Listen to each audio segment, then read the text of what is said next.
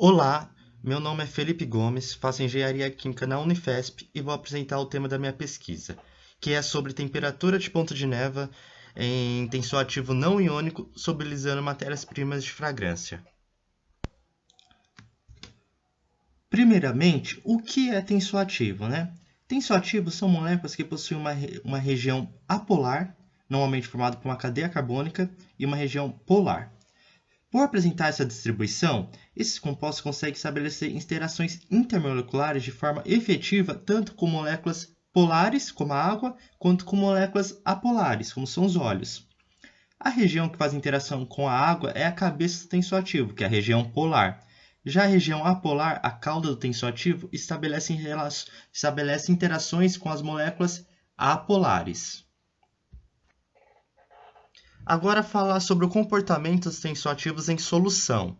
Então aqui entra aquele conceito básico de polar dissolve polar, apolar dissolve apolar, certo?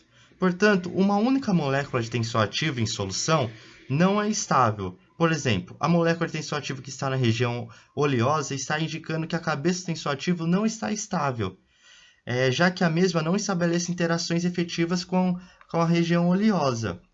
O mesmo vale para o tensoativo em água. A região apolar se encontra instável. Já a molécula que se encontra na interface dos líquidos está estável, pois as duas regiões estão em contato com o meio que tem afinidade. E como os tensoativos irão se comportar se não há mais espaço nas interfaces do líquido, né? Ou se não existe essa interface, que é muito comum também.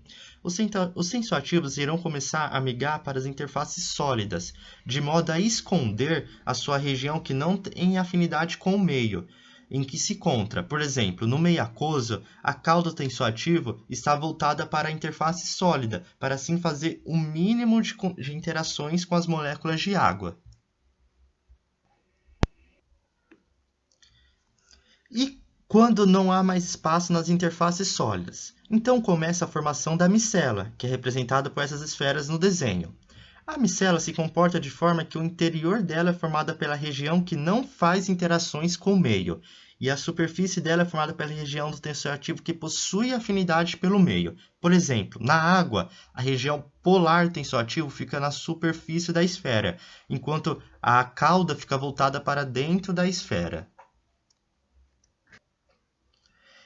E essas micelas estão presentes em muitos produtos de mercado, como detergente, sabão em pó, shampoo, condicionador, creme corporal, produtos de limpeza de casa, e a maioria desses produtos possuem fragrância em sua composição. A fragrância é um conjunto de matérias-primas que conferem um cheiro agradável ao produto, sendo que essas matérias-primas são em sua maioria apolares, ou seja, são insolúveis na maioria dos produtos, e é aqui que entra a micela, pois a fragrância migra para o interior da micela, que é a região apolar.